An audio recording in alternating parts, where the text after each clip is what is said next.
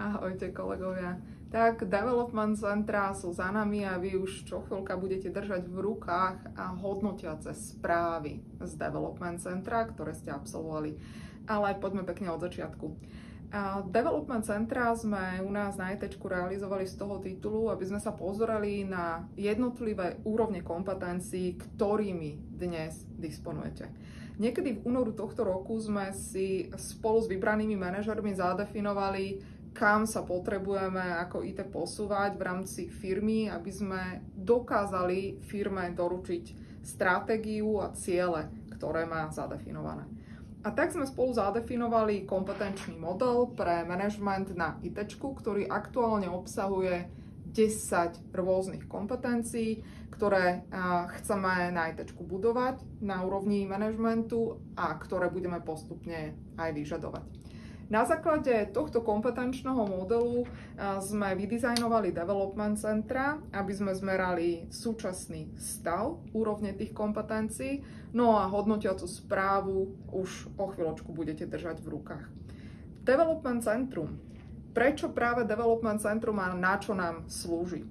Development centrum ste absolvovali a absolvovali ste vlastne celý deň, počas ktorého ste riešili nejaké úlohy a počas ktorých vás pozorovali jednotliví pozorovatelia a definovali, stanovovali, hodnotili úroveň súčasných kompetencií, ktoré máte. Primárnym cieľom development centra je pozrieť sa na to, kde sú vaše silné stránky, pozrieť sa na to, kde sú vaše rozvojové potreby a hlavne nastaviť si zmysluplný rozvojový plán. Poďme späť k správe. Správa z development centra vyzerá asi takto, je to veľmi krátky, jednoduchý dokument a ja vás ním teraz veľmi stručne prevediem. Keď dostanete správu, tak hneď na prvej strane nájdete všeobecné informácie, všeobecné údaje o development centre, kedy sa uskutočnilo, kto boli pozorovatelia v rámci hodnotiacej komisie, čo bolo jeho cieľom, účelom. No a potom tu nájdete aj veľmi stručne opätovne popísané jednotlivé kompetencie, ktoré sme počas development centra pozorovali. Dôležitou časťou tohto popisu je potom hodnotiaca škála. To znamená úroveň, kde by sme chceli, aby tie jednotlivé kompetencie boli. A vy vlastne nájdete v správe výstup. Ste v kompetencii zruční, spĺňate v nej očakávania, alebo je to naopak vaša silná stránka. Alebo ste dokonca manažerom, ktorý v danej kompetencii inšpiruje ostatných. To sa v správe dočítate. Keď prehodíte stranu, už prichádzame k vašim osobným výsledkom a v podstate tie sú rozdelené na dve časti. Tá prvá časť je veľmi jednoduchý graf vo forme tzv. Pavuka. Je tam tabuľka s jednotlivými kompetenciami a úrovňami toho, ako ich pozorovatelia hodnotili, no a potom je tam celkové hodnotenie. V tom pavuku je dôležité si pozrieť žltú os a žltú čiaru, ktorá vlastne definuje úroveň kompetencií, ktoré by ste mali dosahovať na vašej pracovnej pozícii. A tá červená čiara je tu od toho, aby ste vedeli, kde sa v tej danej kompetencii nachádzate vy osobne. Čiže máte okamžite na prvý pohľad možnosť identifikovať, kde kompetencie dosahujete, kde ich naopak prekračujete, alebo kde máte priestor na rozvoj.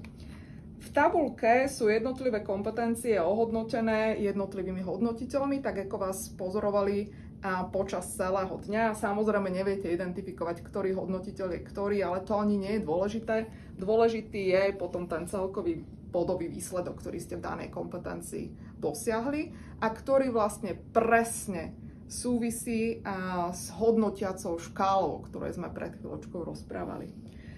Ďalšou dôležitou tabuľkou, ktorá je naozaj drobná, ale kľúčová pre vás, je pohľad na celkové vaše skóre, ktoré ste na development centre získali, voči skóre, ktoré by mala mať vaša pracovná pozícia, na ktorej aktuálne sedíte. Ak je výsledok plusový a v zelenom, znamená to, že celkovo kompetenčný model na vašu pozíciu prekračujete a máte veľmi slušný nábeh na ďalší kariérny rast. Ak máte toto číslo červené a s mínusom, tak nedosahujete tú úroveň kompetencií všeobecne. Neznamená to ale, že kariérne raz nemôžete. Práve preto držíte v rukách tú správu, aby ste sa zamysleli, čo je pre vás dôležité, aby ste sa zamysleli nad svojim kariérnym rastom, nad tým, kde chcete rásť a ako rýchlo chcete rásť, aby ste si potom z jednotlivých kompetencií, ktoré máte na rozvoj, vybrali tie, ktoré v najbližšom období rozvíjať chcete. Tento pohľad je ale iba číselný a nie je veľmi detailný. To, čo je pre vás dôležité v tej správe, sú práve jej ďalšie časti, pretože každá kompetencia, ktorú sme na Development Centre sledovali, je slovne ohodnotená. Slovne ohodnotená v štýle toho, čo sú vaše silné stránky v tej kompetencii, čo sme pozorovali, že je fajn alebo výnimočné. Potom sú tu rozvojové potreby, to znamená tie oblasti, ktoré v kompetencii nemáte v súčasnosti dobre pokryté a potom je tam nejaké odporúčanie na rozvoj. Čiže dôležité pre vás je prejsť si každú tú jednu kompetenciu krok po kroku, prečítať si to, zamyslieť sa nad tým. Máte tam uvedené aj konkrétne príklady, sú tam uvedené aj úlohy, voči ktorým sa kompetencia sledovala, takže si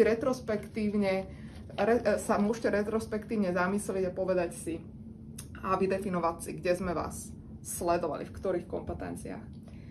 Ďalšou časťou tej správy je vyhodnotenie dotazníka, ktorý ste vypisovali úplne na záver, a to je dotazník preferencie prístupu ku zmene.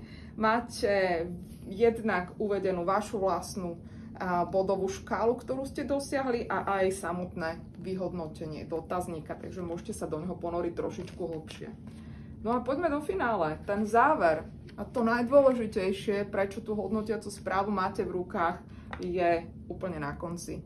A je to veľmi stručný a jednoduchý návod na to, ako sa zamyslieť, ako si vytvoriť svoj vlastný rozvojový plán s ohľadom na to, kam a ako rýchlo chcete rásť. Takže správa naozaj jednoduchá. To, čo bude pre vás asi najzložitejšie, je to zamyslenie. Nie je to jednoduché vedieť sa rozhodnúť, čo všetko chcem riešiť. A tak sme vám ja, ako facilitátor Development Centra, tak aj kolega Tomáš Rybáček z ľudských zdrojov plne k dispozícii. Keď dostanete správu, prejdete si ju a potrebovali by ste čokoľvek pomôcť, poradiť, sme tu. Hor sa do toho, poďte si tvoriť váš vlastný rozvojový plán.